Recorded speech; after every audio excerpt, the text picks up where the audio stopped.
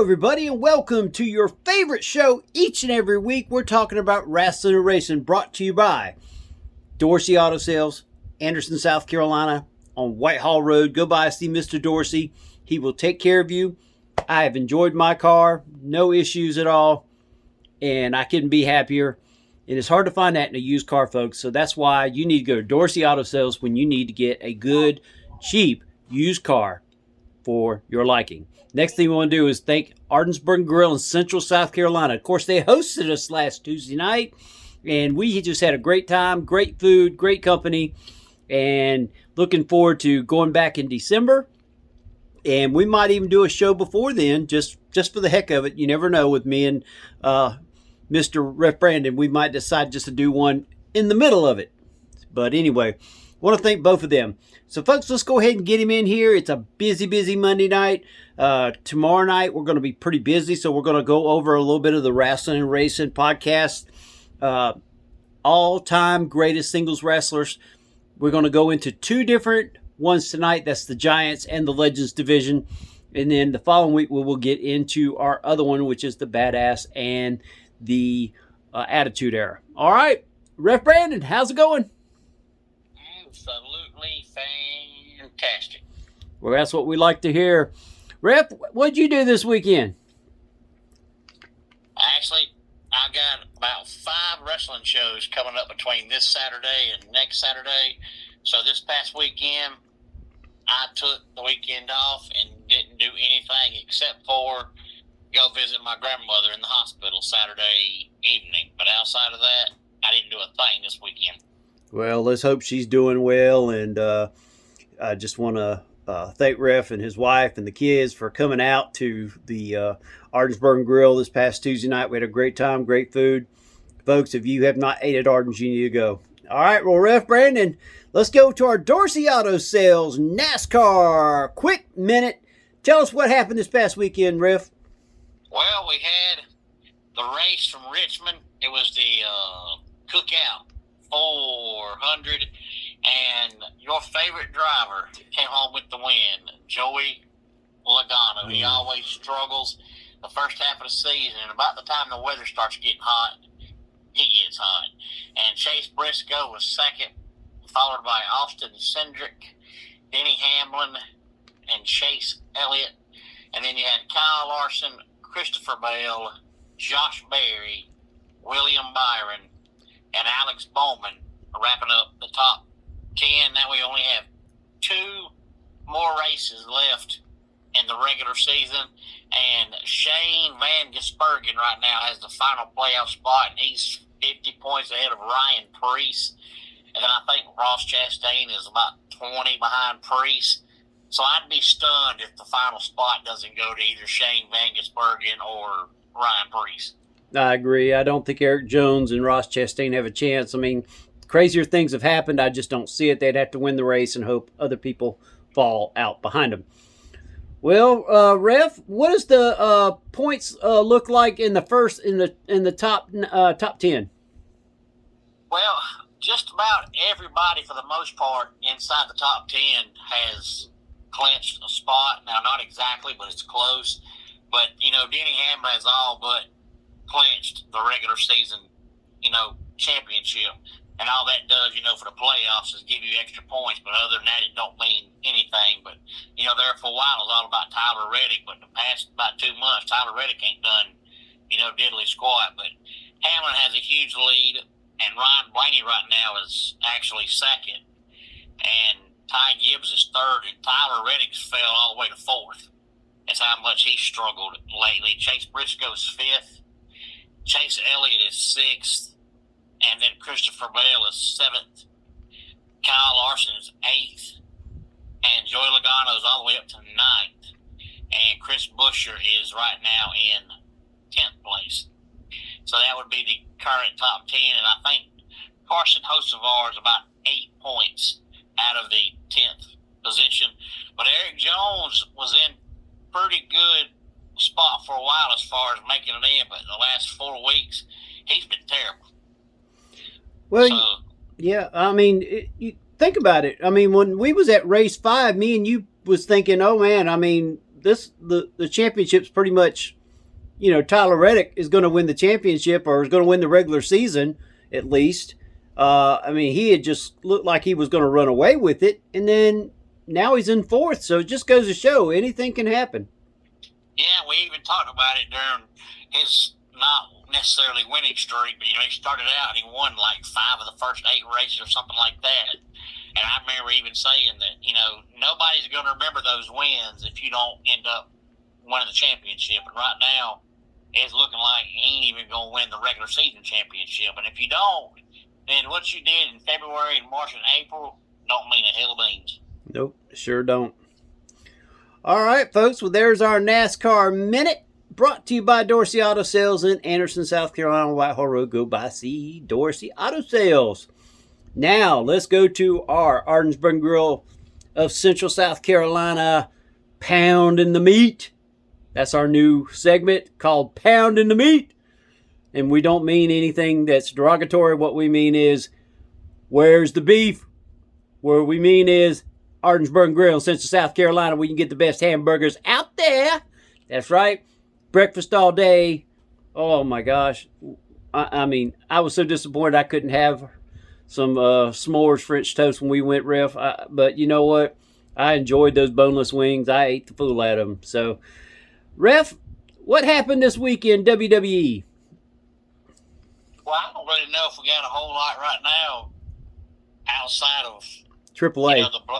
The bloodline continuing, to grow. But I was going to say, AAA's got a lot going on. But as far as just the WWE with Raw and SmackDown, not a whole lot going on, but that's because AAA has their, PLE coming up. So, they're the next PLE, since there's not really a WWE brand, PLE this month.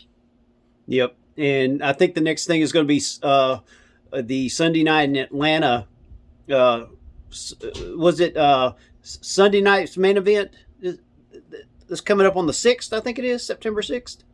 Yeah, it's funny because it's usually Saturday night's main event, so I'm assuming it's going to be the same thing, just on a Sunday instead of a Saturday, but I'm not sure why they're not doing it that Saturday. Yeah, probably, who knows, might have to do with the NFL. You know how that goes. Let's go to a little AEW. All In's coming up. Got some great cards, great matches that's going to be coming up at AEW All In, which is very, very soon. Ref, what is your thoughts on AEW's All In cards so far? There's still probably about 6 matches that's not been signed, because usually they do 14 matches on All In because it's an all-day event. Because it is going to be over in England, and it'll start early, and it'll still finish at midnight. Yeah, well, I was going to say, I guess a couple of the quick, before we get the AEW, a couple of the quick things from WWE, not really as far as, storylines go, but outside of wrestling, is that Lance Anoa'i is retiring, which is probably not meaning a whole lot, but he was probably eventually, some point down the line, going to join the bloodline, because that storyline is going to go forever. So he's definitely out now, but the bloodline's still going to last forever. Then Slick, who was a manager back in the day, had a heart attack, but he's on the road to recovery. But as far as AEW goes, All In is always their biggest show of the year, so they'll probably end up having about 14 matches. And you're right, it probably will go till about midnight. But I was reading one day last week, I want to say it was Wednesday, and they were talking about the bad TV ratings for whatever their last pay-per-view was, whatever it was called. You and I covered it. Redemption. It was probably because of the fact everybody was saving up their money for All In, and All In was right around the corner. And it's their WrestleMania, so it has to be their biggest show, of the year. Yep. And I just think so far the card is looking really great, and I'm willing to pay the $60 for All In. It's going to start probably about noon, for what I understand, because it will be over in England. Maybe even 11 o'clock, if I'm not mistaken. I think it's 11 o'clock the buy-in, or whatever they call it, the 0 hour. And then, of course, 12, it'll be going straight into the pay-per-view. And like we said, folks, we're talking about 14 quality matches. Everything so far seems to have had storylines that's been started over the last few months, so it's not something that's just thrown together at the last second.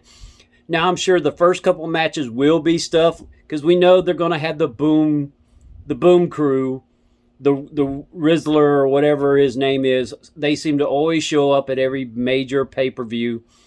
Thank God they wasn't at the last one. But, Ref, I mean, honestly, I love the matches that they've gotten so far. Yeah, I was going to say they've already announced 8, and it's still, almost 2 weeks away, so I know they're going to have at least 12. But the only one that really, you can't really get excited about yet is the one for the Continental Championship, because it's TBD versus TBD. Yep. So you really can't get excited about a match. You have no clue who's in it. But all the other matches who have announced participants all look to be like good matches. Yep, we sure do. We had some surprising news in NXT this past week. And, Ref, you said it was probably going to happen before we started the tournament. And, of course, we start the tournament tonight. And guess what? He showed up last week. Yeah, I think you're talking about Zilla Fatu. And, it's been rumored now for about a year that he was eventually sometime going to debut and probably be a part of the bloodline. But we still had to include him on our independent list, because when we started it, he was still an independent wrestler. Yep. And we had no clue when he was going to sign. We just knew it was going to be, sometime soon. But now I guess he's Zilla Fatu's independent / WWE wrestler. Exactly. And, folks, he's in the Giants crew, so his first match is against Kane. So technically, I guess it's a welcome to the WWE match for him. Yeah, and to me, he's probably, I would say, borderline neck and neck with Jacob Fatu as being the best wrestler in the whole family. A lot of them are more gimmicks or looks than wrestling, but Jacob Fatu can wrestle and Zilla can wrestle. Well, Ref, I wanted to bring something to you, because I've noticed a lot of this on social media. Everybody wants Jey Uso to get rid of the bang that he does. What's your thoughts on this? Does it really matter? I was going to say, to me, it's one of those things that don't really matter. It seems like, this day and time, my beautiful wife and I always talk about it, with wrestling fans, this day and time. And I think me and you talked about it a few weeks back. It just seems like this day and time, wrestlers and wrestling fans have to complain about something all the time. It's just nothing is ever good enough. And I don't know why, because it seems like wrestling is the only, if you want to call it sport, entertainment, whatever you want to call it, the only outlet that people watch, and it seems like they watch, and the whole entire time they watch, nothing's good enough. And I don't know why you want to watch it when everything sucks. But they've always got to find something to complain about. To me, it's not really a big deal. Me too. I mean, I think it was just all started because of way Solo did his little pew at Jey last week. Of course, Jey did win the match, and therefore Solo has to come be a part of the bloodline again. So it's going to be interesting to see all of them together now. Solo has made a comment that he won't, but according to the match that he agreed upon, he's got to be delivered by Jey to Roman. So we'll see how that goes. All right, well, Ref, let's get to our Rasslin and Racin Podcast Greatest Men's Wrestler Tournament. Tonight, we're going to go ahead and go through the Giants division. Now, folks, we have posted this. If you go to our YouTube channel, which is GSM Sports 13, when you go across, you see podcast, blah, blah, blah, blah. All the way at the very end says post. All 4 of the brackets have been posted there. Feel free to put that on. I sent them to Ref. He's probably going to get it on his. Also, him or his beautiful wife will put it on there. Either way, we want you to go on and put in your thoughts who should be in this tournament as the winner. Well, Ref Brand, let's go through it. The first match is the play-in match. We just mentioned it. Zilla Fatu versus Kane. Your thoughts?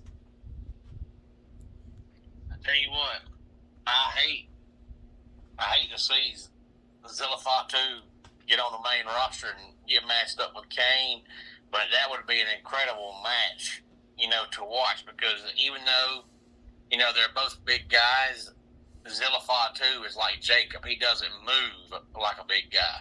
So it'd be one phenomenal match to watch, but I would probably go with Zilla Fatu in that match if I was the booker. Oh, okay. And folks, I'm not going to be giving any comments on this. This is just us just kind of playing around. We haven't put this through a computer or anything, so I'm just kind of getting Rev's thoughts on it. Of course, the winner of that takes on Andre the Giant, so good luck to whoever wins it. All right, the next one, we have the Ultimate Warrior versus Vern Gagne. I would never. I know he was very, very, very popular back in the day, but you would never see me have a match where I would book Warrior to win, because his matches lasted 3 minutes, and he would blow himself up the way he would run to the ring. And to me, he was just like beyond bland. He did all that running around the ring, all that shaking the ropes to get in the ring and do a little splash. So I would say Vern Gagne all day long. All right, next match, Mick Foley versus Edge. That would be a match if Mick Foley was in his prime before he jumped off the 127-foot cage. That would be a match that I would love to see, because prime Mick Foley and prime Edge would be a phenomenal match. And we actually saw this, I think it was a SummerSlam. They had a Flaming Tables match, if I'm not mistaken. Yeah, because, about the time, Mick Foley really started getting big in WCW when he was still Cactus Jack, about every match he was in that was meaningful was some kind of gimmick match. He didn't have regular wrestling matches. He had gimmick matches. That's what he was known for. Yeah. All right, next match. Arn Anderson and Ricky the Dragon Steamboat. I was a huge fan of Double A. Yep, me too. Back in the day when I was younger. And, of course, he almost always played a bad guy. And most kids always cheer for the good guys. And I did when I was, 6, 7, 8 years old. By the time I got to be about 10 or 11, I started liking the bad guys. And I always thought Double A was an amazing wrestler. And the older I got and the more I understood wrestling, the more I respected what Arn did for the business. Yep. I'm a huge fan. I wish Arn, first of all, could have had a longer career, not have to retire so early, but also I wish he would have had a longer run in the main event scene as a singles wrestler. Yeah. He was always a singles wrestler. He was a mid-card guy. But then when he became a main event guy, he was always in a faction or a tag team. Yeah. But I would love to have seen Double A get a main event push as a singles wrestler. All right, next match we got Batista versus Brock Lesnar. Holy smoke. That's two massive, in their prime, massive wrestlers. And that would have been a good match, because prime Batista and prime Brock, you talking about a powerhouse match, them two guys would kill each other. Oh, there would be a lot of stiff hits, that's for sure. Got that right. Big Show versus Stan the Lariat Hansen, another one. And you talking about stiff hits? If you got Stan Hansen in the ring, you better wear a mouthpiece, a life jacket, some earmuffs. You better cover everything up. Next match we got is Goldberg and Kevin Nash, a match from old WCW. Yeah, I was gonna say that's a match that we saw, but by the time that match happened, Kevin Nash was about crippled. Yeah. So you can't say it was prime Goldberg and prime Kevin Nash, because prime Kevin Nash, he was crippled, and Goldberg really never was a great wrestler. So Goldberg never really had a prime. All right, and then of course the match that I personally would have wished we could have seen. Big Van Vader versus Hulk Hogan, because I think Vader would have killed him. I know I wasn't going to make comments, folks, but just my thoughts. Yeah, it's funny. You can go back and I watch Hulk Hogan early 80s, before WWF days, before the Hulkamaniac and all that kind of stuff. If you go back and watch Hulk early 80s, he actually wrestled. And he did all kind of wrestling moves that you never saw once he signed with Vince McMahon. And if you see the WWF Hulk Hogan, you think, that man couldn't wrestle. But before he became the mainstream icon, he actually was a legitimate wrestler. But I always loved to watch Big Van Vader because at the time, seeing a man that weighed probably 450 do a backflip and a moonsault was just something that you just didn't see. Exactly. You didn't see it back then. I agree. And that's our Giants division, folks. Now let's go to the Legends division. And this is going to be very interesting. Of course, the play-in will be Christian versus your independent superstar Holiday. Your thoughts, Riff? My wife's a big fan of Richard Holiday, and I'm also a big fan of Christian. So I would love to see Christian versus Richard Holiday. And Christian would win. Anyway, the winner of that one will go on to take on Ric Flair. All right, next one up, Roddy Piper versus Randy Savage. We've seen this one before. Yeah, we have. And whether he was the Macho Man or the Macho King, that was about the prime of Randy Savage's career.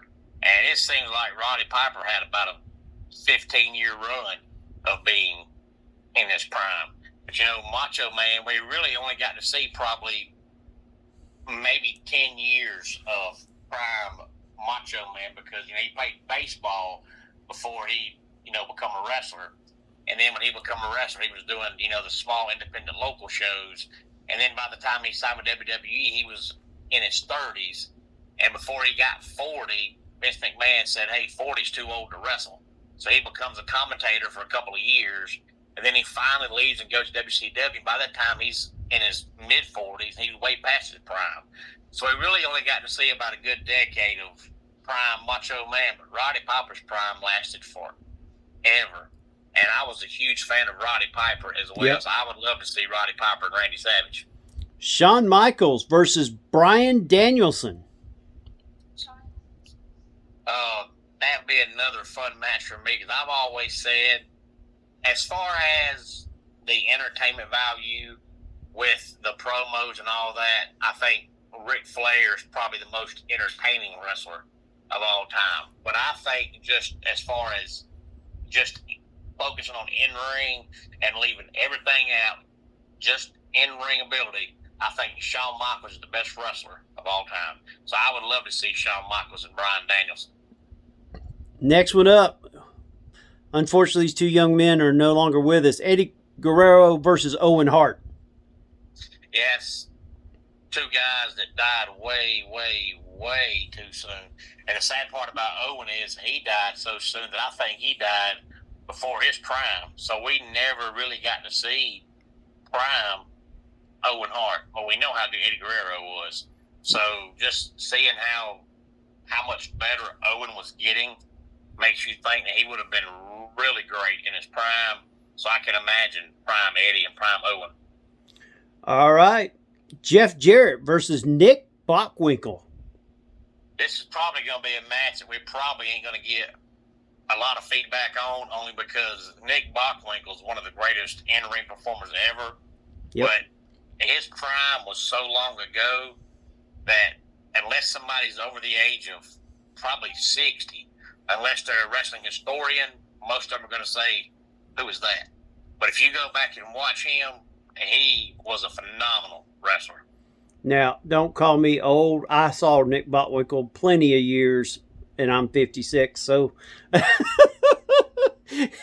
Nick, I saw him a lot of AWA professional wrestling. Him and Vern Gagne used to have one heck of a feud back in the day. All right, Sting versus Rick Rude. The Alpha Boss said she'd like to watch that match, and if you go back and watch, you've actually seen that match because Sting pretty much ended Rick Rude's in-ring career. It was an accident that happened, but it happened nonetheless. But still, that was two guys that were amazing in the ring, and because of that injury, we never really got to see how good Rick Rude could have been. But I loved his gimmick. I used to walk around school all the time doing that Rick Rude twist. Oh, my goodness. Anyway, All right, Y2J versus the King Harley Race. Yeah, Harley Race is another one that he's not, quite the age of Nick Bockwinkel, but he's another one that, by the time it gets late 80s, early 90s, he was managing Big Van Vader. Yep. So, you have to go way back to see prime Harley Race, but King Harley Race was probably the most underrated wrestler of all time. And I know he was great, but most people, if you ask them to name the top 5 all-time best wrestlers, hardly any of them say Harley Race. But he was good. Oh yeah, but you will hear him from Ric Flair to even some of the big men of the world that Harley Race was one of the meanest guys. You never wanted to piss him off. Yep. And finally, the final match, and this one, Ref, I think this is the sleeper match of the whole tournament. Kurt Angle versus Tatsumi Fujinami. Yeah, and I tell you, speaking of Tatsumi Fujinami, he's one that I wish, nowadays you see, Shinsuke Nakamura and you see Kazuchika Okada and guys like that are, from other countries make it big. But, back in the 80s, 90s, you might see a guy show up. Like I can recall back in the day seeing the Great Muta show up in WCW on occasion. Yeah. But you didn't see guys come here for a long period of time, and I hate that because Masahiro Chono and Tatsumi Fujinami are 2 guys that back in the day were incredible wrestlers, but because they were over in Japan, most people probably hadn't seen them or hadn't seen them very much. Yeah, Fujinami came over for a couple Super Brawls. Flair, of course, went over there, supposedly lost the title, but brought it back to the U.S. Fujinami went up against him at Super Brawl and, of course, lost that match. And there was 2 referees. Of course, one was Japanese and one was American.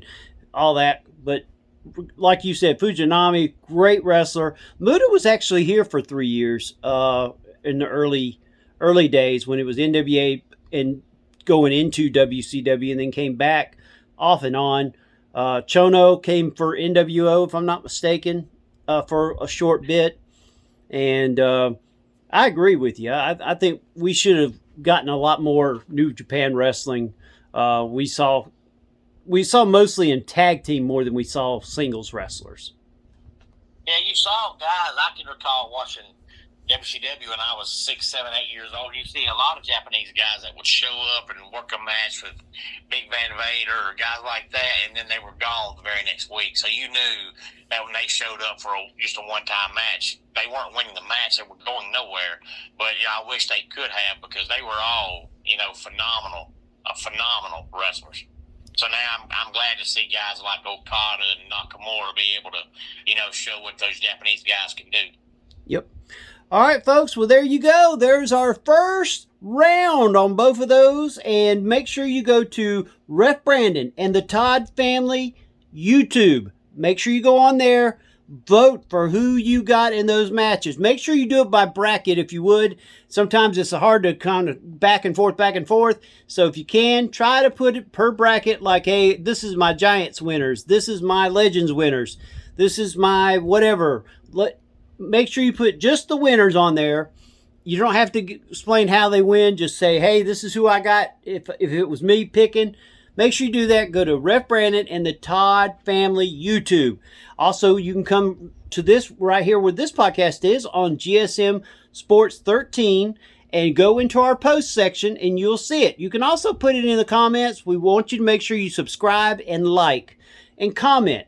Comment on the show, comment on who you got, whatever. Just comment for us. Even if it's just giving us stars or giving us the thumbs down. Whatever you want to do, just do it. It helps our algorithm. It helps us out, and we appreciate that. Ref Brandon, anything you want to say? Where are you going to be at this coming week? I have 2 wrestling shows this weekend. We have Total Aggression Wrestling on a Saturday. And then we have Scrappy Championship Wrestling on a Sunday afternoon at Bobby Brown Park, which is in Elberton, Georgia. And Total Aggression on Saturday night is at the SWA building in East Denali, Georgia. So East Denali, Saturday night for Total Aggression, and Scrappy Sunday afternoon for Scrappy Championship Wrestling. Well, there you go, folks. And make sure you go to greenvillesportsmedia.com, go to the Redbubble link, and go, and you see I'm wearing it right now, our Rasslin and Racin Podcast hat. Get you one. Great deal. Right now, they're 40% off. So for $16, you can get a nice Rasslin and Racin Podcast hat. Support our team. Also, we want to let you know that next week, me and Ref Brandon on Thursday will be covering the Furman and Anderson University game at Furman. And before we go there, we're going to stop by Arden's and we're going to give you our picks for All In. That's right. We're going to do our All In picks on Thursday next week. Yeah, we're going to be a little bit ahead, but you know what? We're going to cover all the matches that we have at that time. Anything else we can add to the next podcast. All right, folks. Well, that's it for Rasslin' Racing this week. So long, everybody.